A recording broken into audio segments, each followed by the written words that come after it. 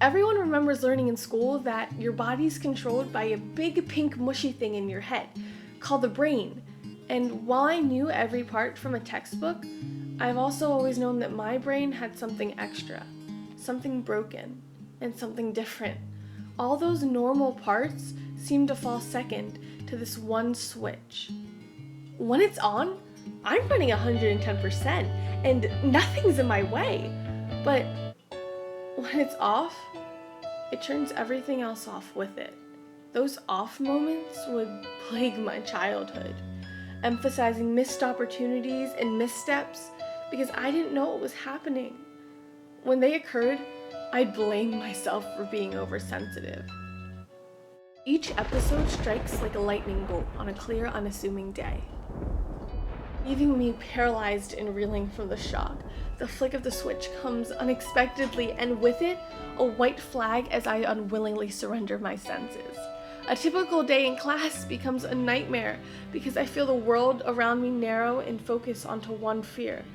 My body would send my brain signals of who's around me and what's going on, but I could never focus. I don't know what's happening. My clear vision blurs and I can't see what's going on.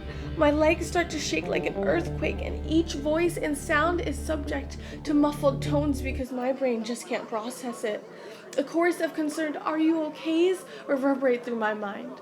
Trying to hide my struggle, I muster a feeble, "I'm okay," but deep inside, I know my fears have finally been realized once again.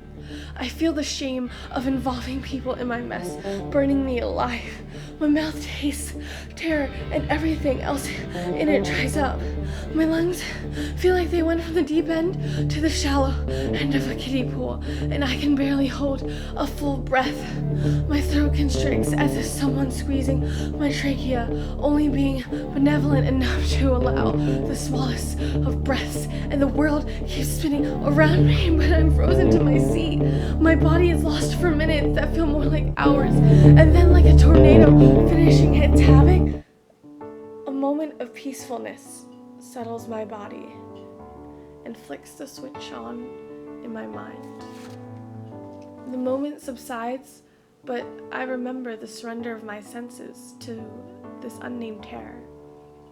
A week in last January, a diagnosis came with a side effect of intense relief. The monsters that plagued me were finally defined, and it was exhilarating, and I could learn to control them.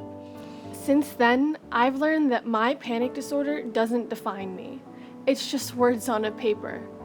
What defines me is who I choose to be.